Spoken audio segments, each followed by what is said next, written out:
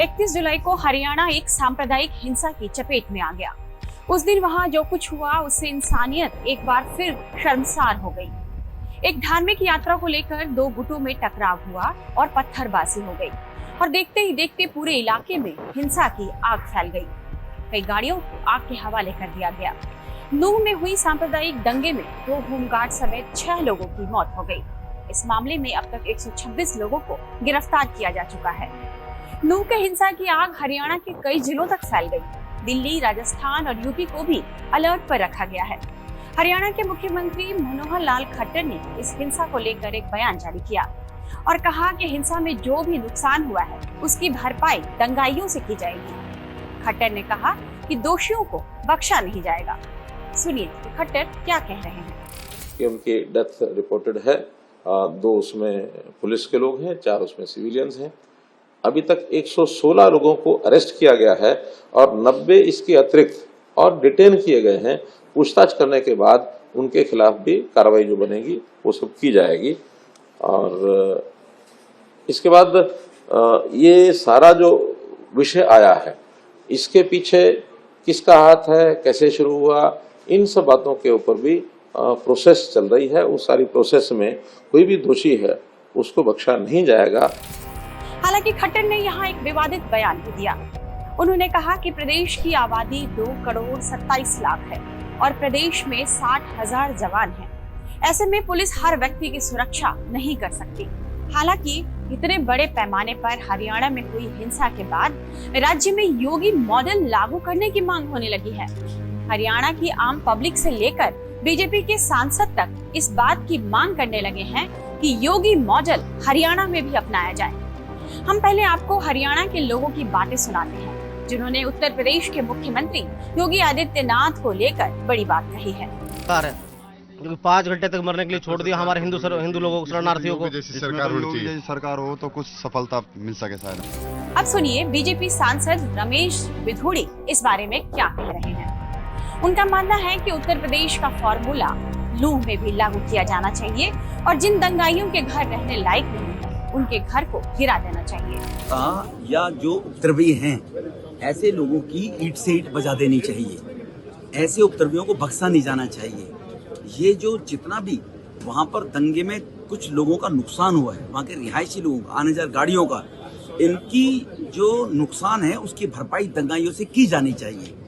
ये निश्चित रूप से एक्शन लिया जाना चाहिए, वरना इस प्रकार के दंगाई आगे फन फैलाते रहेंगे और बढ़ते रहेंगे। और इन लोगों का कहीं ना कहीं एक फॉर्मूला उत्तर प्रदेश जैसा भी आजमाना चाहिए कि ऐसे लोगों को घर की भी जांच करनी चाहिए, वो रहने लायक है वहाँ पर नहीं रहने लायक है।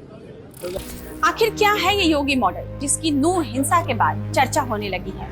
तो योगी मॉडल दरअसल हुआ है जिसमें सीएम योगी आदित्यनाथ ने यूपी में कानून का राज स्थापित कर दिया है और अपराधियों और माफियाओं पर बुलडोजर चलवाए हैं।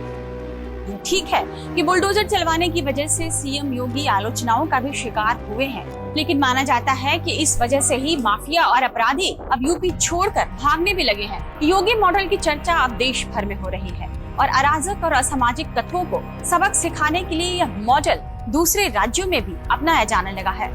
हाल ही में एक न्यूज एजेंसी को दिए इंटरव्यू में सीएम योगी आदित्यनाथ से जब ये पूछा गया कि वह माफियाओं के घर पर बुलडोजर क्यों चलवाते हैं, तो सुनिए उन्होंने इसका क्या जवाब दिया।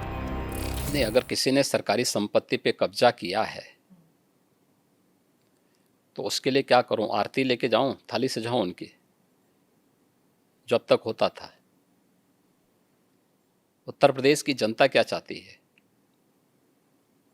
उत्तर प्रदेश की जनता यही चाहती थी कि उनको सुरक्षा मिले और इन गुंडा तत्वों पर, इन माफियाज पर सख्ती हो। बीजेपी को प्राप्त जनादेश इस शक्ति की ओर लगातार इशारा करती है, आम पब्लिक के सेंटिमेंट को इसके साथ जोड़ती है। 19 से 20% आबादी हो या 100% आबादी, कानून का राज सबके हित में है और वही समृद्धि का मार्ग भी आगे बढ़ाएगी। कुछ पॉलिटिकल एक्सपर्ट्स मानते हैं कि दंगों पर काबू कैसे किया जा सकता है, इसे देश के सबसे बड़े सूबे के सीएम योगी आदित्यनाथ से सीखना चाहिए। वे सबसे अधिक आबादी वाले राज्य में कानून व्यवस्था को दुरुस्त रख रहे हैं। यहाँ तक कि सीएम योगी आदित्यनाथ राज्य में चुनाव भी शांतिपूर्ण करवा लेते हैं। 2019 में हुए लोकसभा चुनाव की बात कर लें या हाल ही में हुए निकाय चुनाव, सभी चुनाव बिना किसी बड़े हिंसा, बिना किसी बूथ कैप्चरिंग और बिना किसी गोलीबारी के संपन्न हुए। लोकसभा की 80 सीटों, 2021 में कोरोना संकट के बीच हुए पंचायती राज चुनाव की बात कर लें या 2022 में विधानसभा चुनाव की या फिर 2023 में हुए निकाय चुनाव, शांतिपूर्ण चुनाव संपन्न होना यह कानून के राज का प्रतीक है।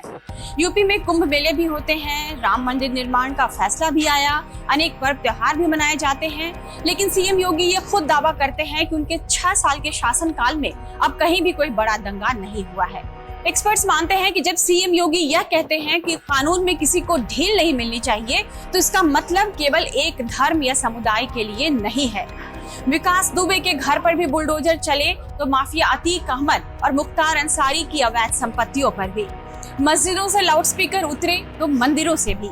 यही वजह है कि योगी मॉडल का दबदबा अब बढ़ने लगा है और देश भर में इसकी चर्चा हो रही है।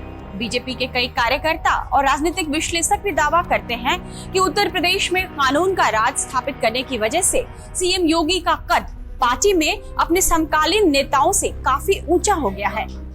असम के मुख्यमंत्री हिमंता बिस्वा शर्मा हो या मध्य प्रदेश के मुख्यमंत्री शिवराज सिंह चौहान, वे अपराधियों और असामाजिक तत्वों पर काबू करने के लिए उनके घरों पर बुलडोजर चलवाने लगे हैं।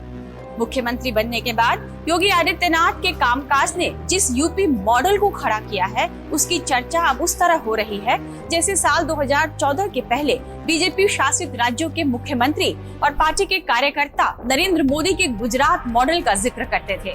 उत्तर प्रदेश में बीजेपी को चुनाव दर चुनाव मिलने वाली कामयाबी की वजह से हर तरफ योगी आदित्यनाथ के यूपी मॉडल की बात हो रही है।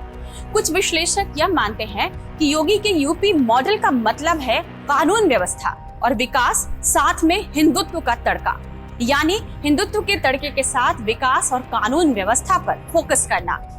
इस वीडियो को लाइक और शेयर कीजिएगा। इस तरह के तमाम वीडियोस के लिए आप बने रहिए टाइम्स नाउ भारत के डिजिटल प्लेटफॉर्म के साथ।